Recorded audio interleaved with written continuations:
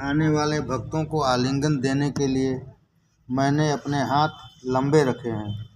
राम बानर आदि पशुओं को भी आलिंगन देते हैं। राम जी सभी से प्रेम करते हैं। वे हमेशा धनुष बाण अपने साथ रखते हैं। धनुष बाण के बिना राम के दर्शन नहीं होते हैं। चाहे राज्यासन पर बैठे हों, चाहे अंतःपुर में सीता जी के पास, उनके हाथों में धनुष बाण होते ही हैं। उपनिषद में भी कहा है प्रणवो ही धनुः। उपनिषद में धनुष को ओमकार की उपमा दी गई है। ओमकार अर्थात ज्ञान ही धनुष है। धनुष ज्ञान का स्वरूप है, बाण विवेक स्वरूप है। धनुष और बाण अर्थात ज्ञान और विवेक से सदा सज्जित रहो, क्योंकि काम रूपी राक्षस न जाने कब विघ्न करने आ जाए। काम राक्षस तुम्हारे पीछे दौड़ रहा है, तुम्हें पराजित करने आ रहा है। राम की भांति धनुष बाण से सदा सज्जित रहना। ज्ञान और विवेक को सतेज रखोगे तो राक्षस बाधा नहीं डाल सकेंगे। धनुष बाण से सज्जित रहोगे तो राक्षस भाग जाएंगे। जिसकी आँखों में पाप है वही राक्षस है। जिसकी आँखों में पाप है वही राक्षस है। राक्षस जीव मात्र के पीछे लगे हुए हैं। काम, लोभ, मोह आदि राक्षस ही हैं। जीव मात्र को सताते हैं। जो प्रतिक्षण सावधान रहता है उसे राक्षस मार नहीं सकते। राम का स्वरूप अद्भुत है। शूर्पणखा राक्षसी थी, फिर भी उसके मन में राम को पति स्वरूप में पाने की इच्छा जागी थी। हमारा हृदय तो उस राक्षसी से भी कठोर है कि हमारे मन में राम को पाने की इच्छा ही नहीं होती है।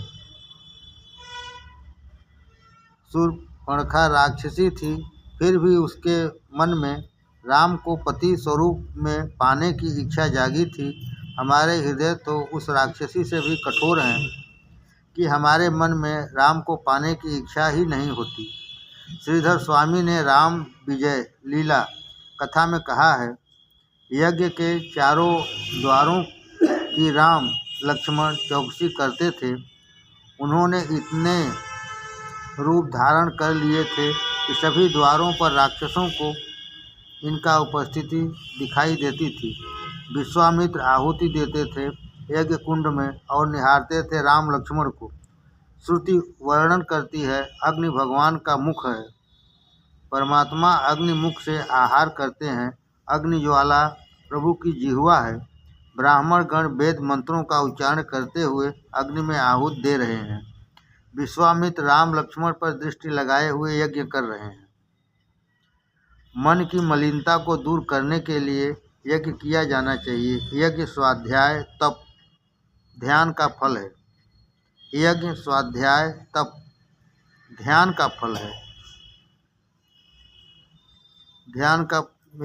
यज्ञ स्वाध्याय तप ध्यान का फल है मन शुद्धि। मन शुद्धि का फल है परमात्मा का दर्शन। यज्ञ स्वाध्याय तप ध्यान का फल है मन शुद्धि। मन शुद्धि का फल है परमात्मा का दर्शन। राक्षस जान गए कि विश्वामित्र ने यज्ञ का आरंभ किया है, तो वे बाधा डालने आ पहुँचे। रामचंद्र के बार बार दर्शन होने से मारीच का स्वभाव बदल गया। जिसके दर्शन से स्वभाव बदलता है वही ईश्वर है। जिसके दर्शन से स्वभाव बदलता है वही ईश्वर है। मारीच ने सोचा कि विश्वामित्र के इस यज्ञ में विघ्न करना ठीक नहीं है। आज मेरे मन में ऐसे विचार क्यों आ रहे हैं? शायद इन बालकों को देखकर मेरा मन बदल गया है। आज मेरा मन मेरे बस में नहीं है। इन बालकों से मिलने की इच्छा हो रही है। मारीच था तो राक्षस, फिर भी राम के दर्शन से उनकी बुद्धि सुधर गई। आजकल के लोग राम के दर्शन के लिए जाते तो हैं, किंतु दर्शन के बाद भी उनकी बुद्धि सुधर नहीं पाती है। राम के दर्शन के बाद भी बुद्धि न सुधरे तो मान लेना कि तुम राक्षस से भी अधम हो। राम के दर्शन के बाद भी बुद्धि न सुधरे तो मान लेना कि तुम राक्षस से भी अधम हो। रोज रामायण पढ़े, देव दर्शन करे, फिर भी यदि जीवन में संयम, सदाचार, सरलता न आए तो मानो कि मारीच से भी तुम गए बीते हो। राम परमात्मा हैं, उनके प्रत्यक्ष दर्शन से मारीच की बुद्धि बदल जाए तो आश्चर्य ही क्या है। राम की नकल करते करते और राम का ही चिंतन करते करते रावण का काम मरता है। राम को याद करने से सारा जगत मातृवत दिखता है। एक नाथ महाराज ने राम रावण युद्ध के समय का एक प्रसंग लिखा है। गहरी नींद में डूबे हुए कुंभकर्ण को जगाया गया तो उसने पूछा, मुझे क्यों जगाया गया है? रावण, जानकी को लेकर युद्ध जो हो रहा है। कुंभकर्ण, तेरी इच्छा पूर्ण हुई। रावण, नहीं। कुंभकर्ण, तू अपनी माया से राम का रूप धारण करके सीता के पास जा, तुझे राम मान लेगी और तेरे बस में हो जाएगी। रावण, इस राम के पास कुछ जादू सा लगता है। मैं उनका रूप धारण करने के लिए उसके रूप का विचार करता हूँ कि तुरंत मेरा मन ही बदल जाता है। जो रूप धारण करने की इच्छा होती है उसका विचार तो करना ही पड़ता है। जब मैं राम का रूप माया से धारण करके देखता हूँ तो सीता मुझे माता रूप में दिखाई देती है। मेरे मन में काम तक नहीं रह पाता। तब कुंभकर्ण कहने लगा, राम का मायावी रूप तेरे काम को मारता है। जिसका नकली रूप ही इतना प्रभावशाली है, उसका मूल रूप कितना अधिक प्रभावशाली होगा। अतः निश्चय ही राम परमेश्वर हैं। तू अतिशय कामी है, फिर भी राम के स्मरण से निष्कामी बन जाता है। सो राम ईश्वर ही हैं। ऐसे राम के साथ बैर करना ठीक नहीं है। देवाधिदेव से बैर करने वाला तू मूर्ख ही है। मैं तेरी सहायता नहीं कर सकता। विभीषण की भांति मैं राम के चरणों का आश्रय लूँगा। रावण, मैं राम की शत्रु भाव से भक्ति करता हूँ।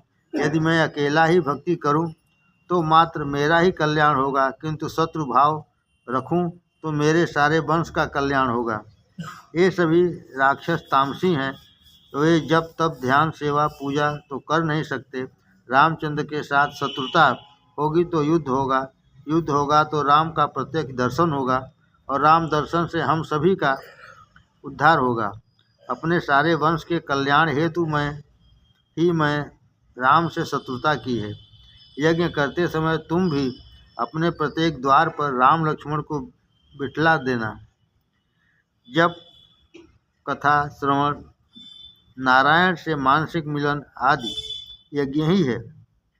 जब कथा श्रवण, नारायण से मानसिक मिलन आदि यज्ञ ही है, जो गरीब से गरीब व्यक्ति भी कर सकता है।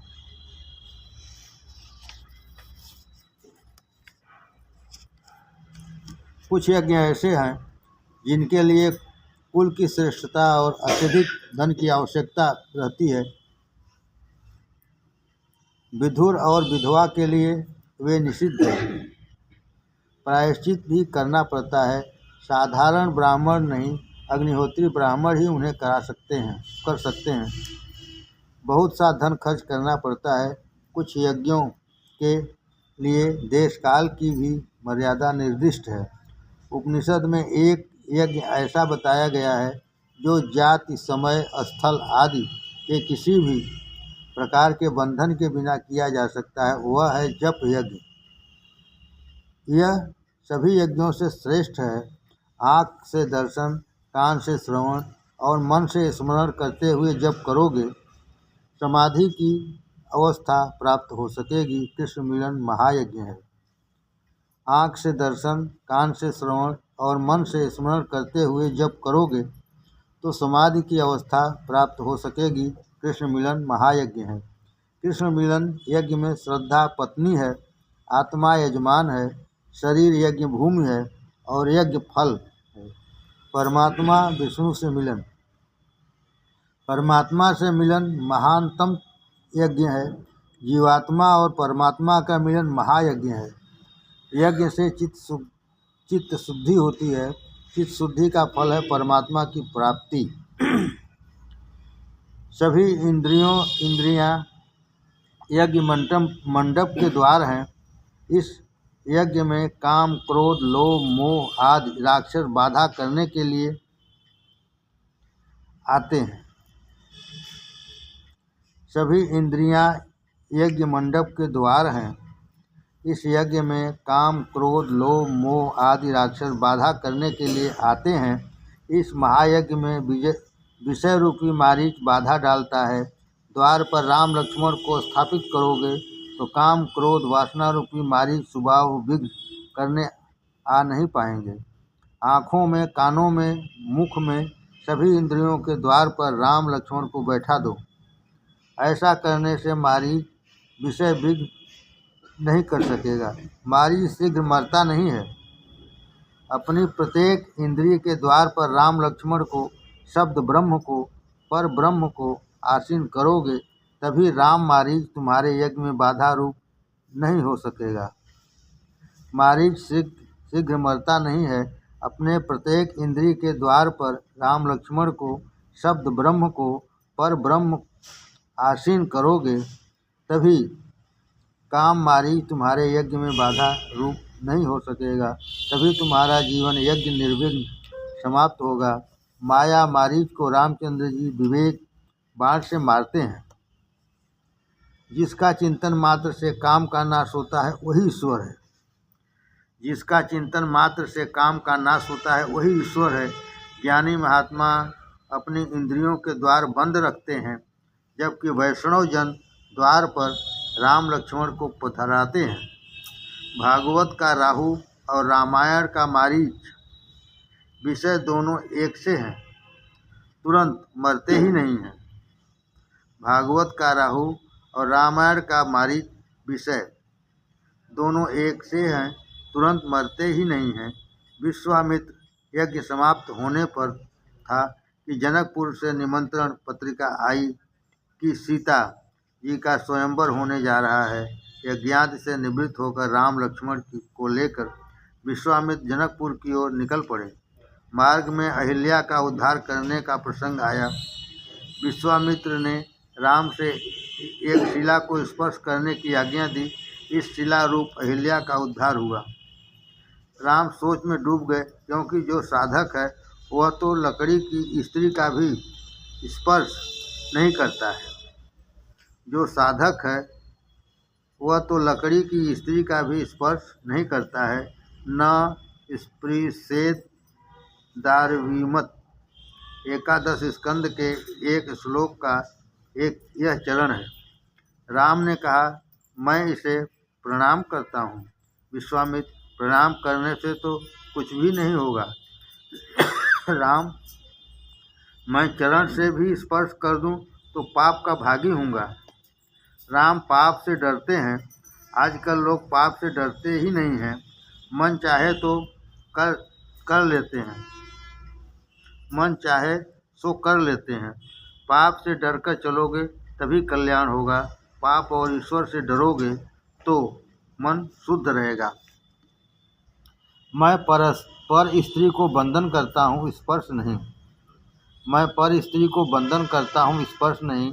राम पर स्त्री का और सीता पर पुरुष का स्पर्श नहीं करती थी।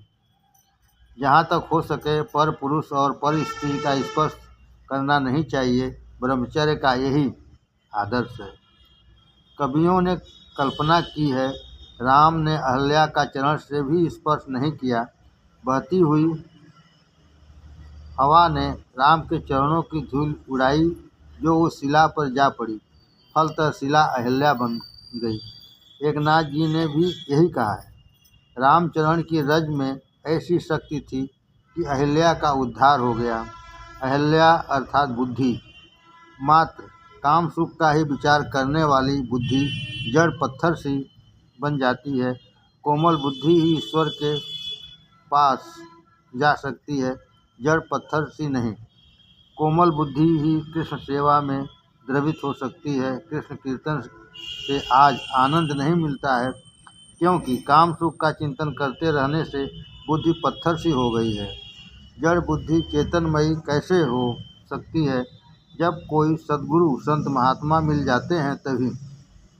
जब किसी पवित्र संत की चरण रज पावन करती है तभी।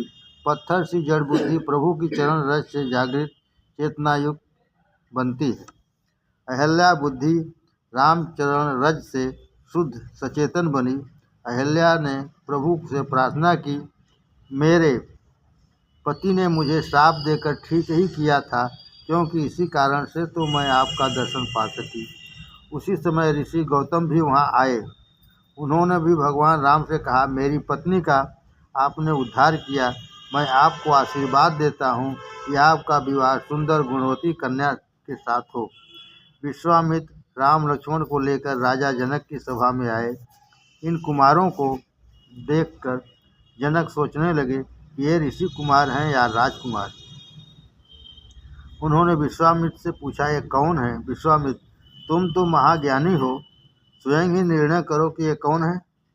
जनक का एक और नाम है विदेह, जो देह युक्त होकर भी देह धर्मों से अस्पृश्य रहे, वही विदेह है। विदेह जीते जी मुक्त। जनक तो सुखदेव जी के भी गुरु हैं। धर्मराज कहते हैं, ब्रह्मानुभाव में जो विषय रस का भान भूल जाए वही ज्ञानी है। आसक्ति और अभिमान जीव को बांधे रहते हैं, ज्ञानी इन दोनों का त्याग करते हैं। आसक्ति और अभिमान जीव को बांधे रहते हैं, ज्ञानी इन दोनों का त्याग करते हैं। सभी इंद्रियां अपने अपने कार्य और अर्थ में काम करती हैं, ऐसा मानकर ज्ञानी किसी भी विषय में आसक्त नहीं होते। इंद्रियाणि इंद्रियार्थेषु वर्तन्त इति धारयन्। इस जगत में सब कुछ करते हुए भी वे तो ऐसी ही भावना रख कर काम करते हैं कि वे कुछ भी नहीं करते हैं। इस जगत में सब कुछ करते हुए भी वे तो ऐसी ही भावना रख कर काम करते हैं कि वे कुछ भी नहीं करते हैं।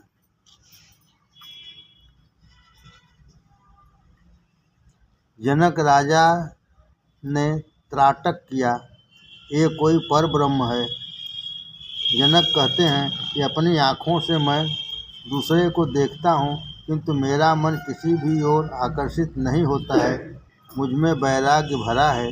इन कुमारों को देखकर मेरा मन आकर्षित हो रहा है। मेरा मन को ईश्वर के सिवा अन्य कोई भी आकर्षित नहीं कर सकता, सो ये अवश्य ही ईश्वर हैं।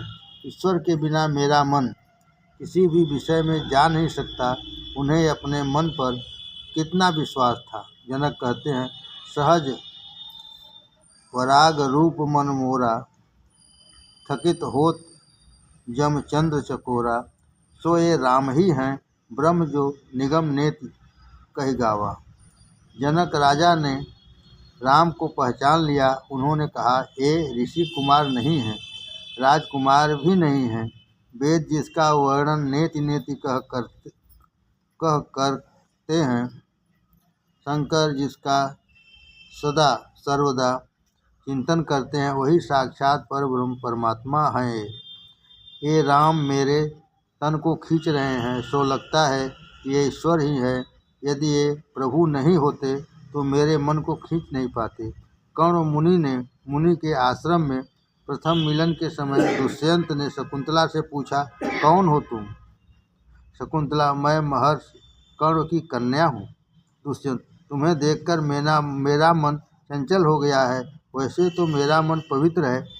ब्राह्मण कन्या मेरे लिए माता समान है। तुम्हें देखकर मेरा मन चंचल हुआ है, अतः मैं मानता हूँ तुम मेरी ही जात की हो।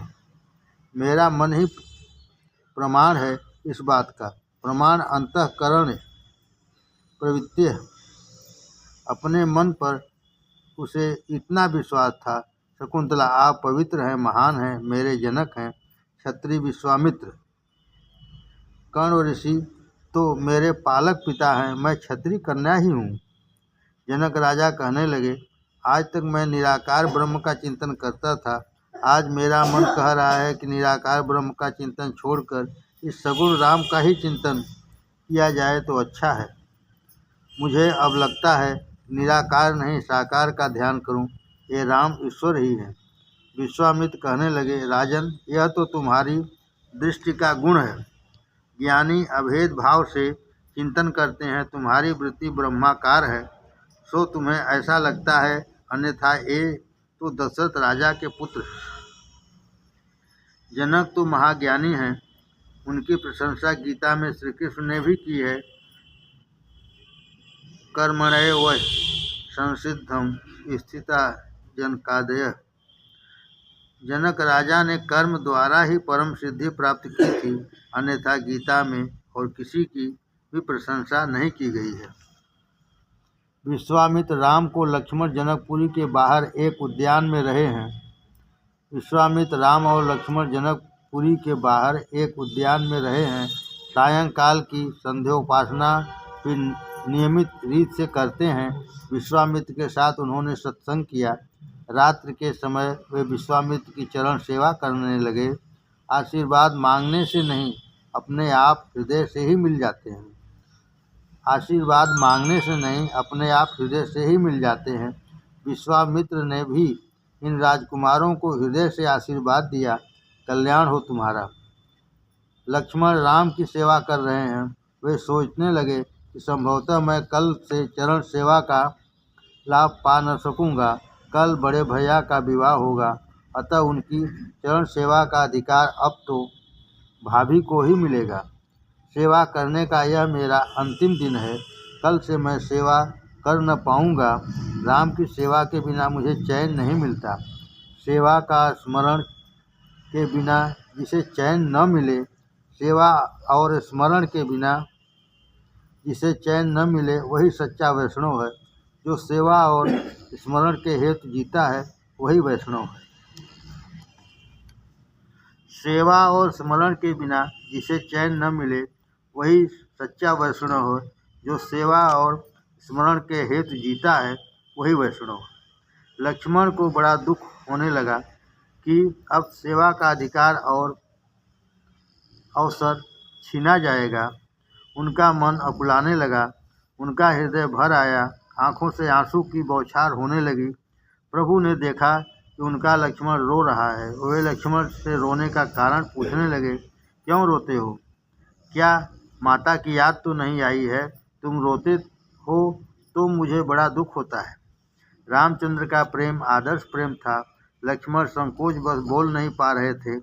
राम लक्ष्मण के हृदय को जानते हैं। उन्होंने लक्ष्मण से कहा, भाई, मेरे विवाह के बाद दाहिनी चरण की सेवा तुम करना और बाएं चरण की सेवा सीता करेगी। तुम्हें देखे बिना मुझे नींद ही नहीं आती। विवाह के बाद भी मैं तुम्हें नहीं छोड़ूंगा, चाहे तेरी भाभी को छोड़ना पड़े, तुम्हें नहीं छोड़ूंगा। राम सभी के अंतर्यामी हैं, किंतु लक्ष्मण तो राम के भी अंतर्यामी हैं। तो ऐसा था राम का बंधु प्रेम। दूसरे दिन प्रातःकाल हुआ तो लक्ष्मण जी सबसे पहले उठ गए। स्त्री का धर्म कि पति के भोजन के पहले भोजन और शयन के पहले शयन न करे। स्त्री का धर्म है पति के भोजन के पहले भोजन और शयन के पहले शयन न करे। यही धर्म सेवक का भी है। विश्वामित्र शालिग्राम की पूजा करते थे, तो राम लक्ष्मण को पूजा के लिए पुष्प, तुलसी दल आदि लेने के लिए उन्होंने उद्यान में भेजा। राम लक्ष्मण पुष्प और तुलसी दल एकत्र करने के लिए उद्यान में घूमने लगे। माली को चाचा कहकर पुकारा। माली ने पीछे देखा तो राम लक्ष्मण उसे बुला रहे थे। उसने कहा, मैं तो एक अधम सेवक हूँ। राम ने कहा, सेवक भले हो, किंतु हमसे तो आप बड़े हैं। राम की विनय से माली उन्हें बार बार नमन करने लगा। राम सभी को एक समान मानते थे, अतः उन्हें उनके वन गमन में अयोध्या की समग्र प्रजा का अश्रु श्रावण कोई आश्चर्य की बात नहीं है।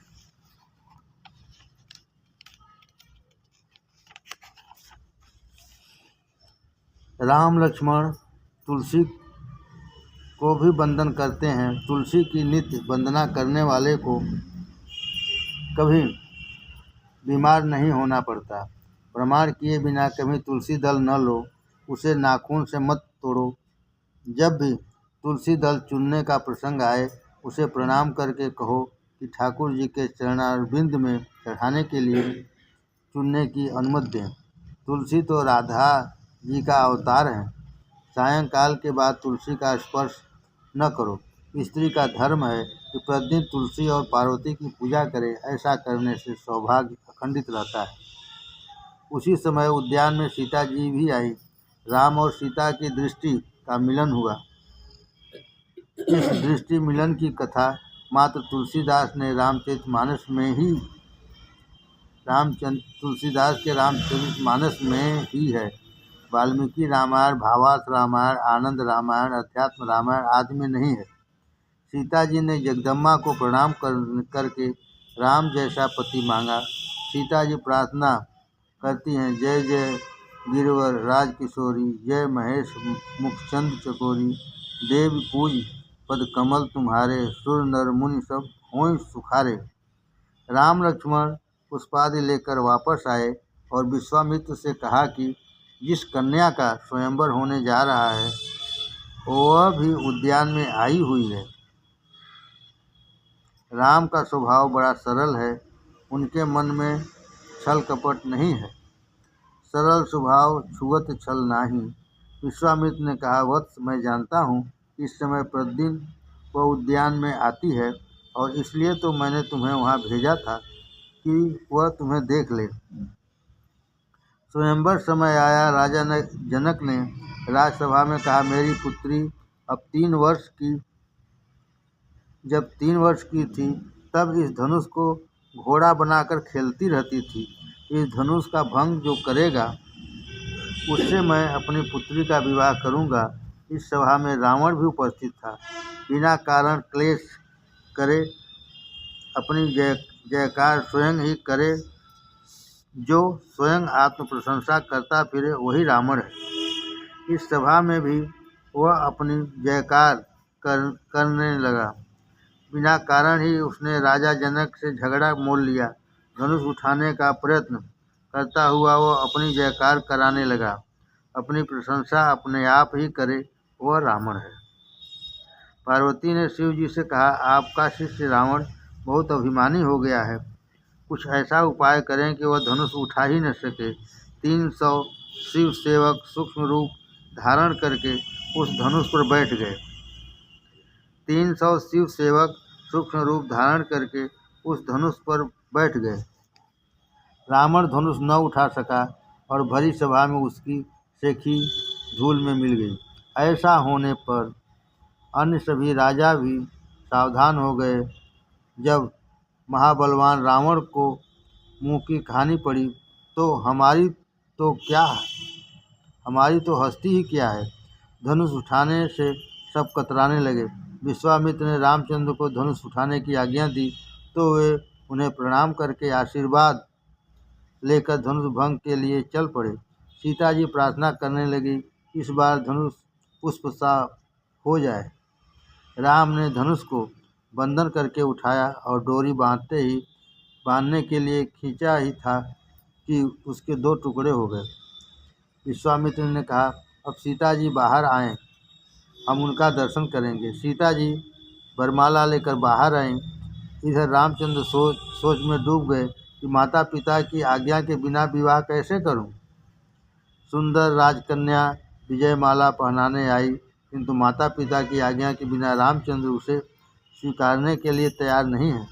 सीता जी हार पहनाने का प्रयत्न तो कर रही हैं, किंतु रामचंद्र उनसे कुछ अधिक लंबे हैं, सो पहना नहीं पा रही हैं। हार पहनाने के लिए उन्होंने जो हाथ बढ़ाए तो कंगन में राम का प्रतिबिंब दिखने लगा, तो वे देखने में तल्लीन हो गए। रामचंद्र सिर नवाते ही नहीं थे। ऐसा देखकर विश्वामित्र ने पास आकर कारण पूछा तो राम ने कहा, मेरा लक्ष्मण अविवाहित है, उसका भी तो विवाह होना चाहिए और वह भी मुझसे पहले। राम अपने लघु बंधु को भूलते नहीं हैं। विश्वामित्र कहते हैं, मेरे राम की जितनी भी प्रशंसा की जाए वह कम ही है। राजा जनक ने घोषणा की कि उनकी दूसरी पुत्री का लक्ष्मण से विवाह किया जाएगा। राम जी को आनंद हुआ और सीता जी की वरमाला को उन्होंने स्वीकार कर लिया।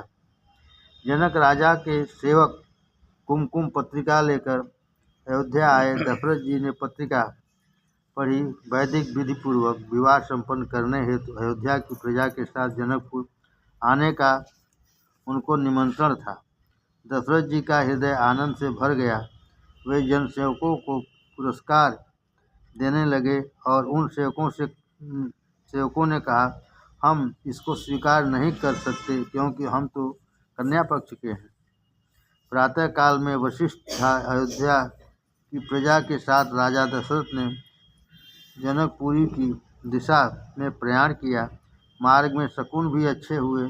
2 पवित्र ब्राह्मण मिले तथा सिर पर पानी की मटकी और बालक को लेकर आ रही सौभाग्यवती नारी भी मिली। बारात जनकपुरी आ पहुंची। जनक और दशरथ का मिलन हुआ। राम लक्ष्मण लेकर विश्वामित्र भी आए। राम लक्ष्मण को लेकर विश्वामित्र भी आए। दोनों पुत्रों ने पिता को प्रणाम किया। नारद जी ने विवाह का मुहूर्त बताया। मार्गशीर्ष मास के शुक्ल पक्ष की पंचमी और समय गोरज बेला। बारात धनतेरस के दिन आई थी और बसंत पंचमी के बाद लौटी थी।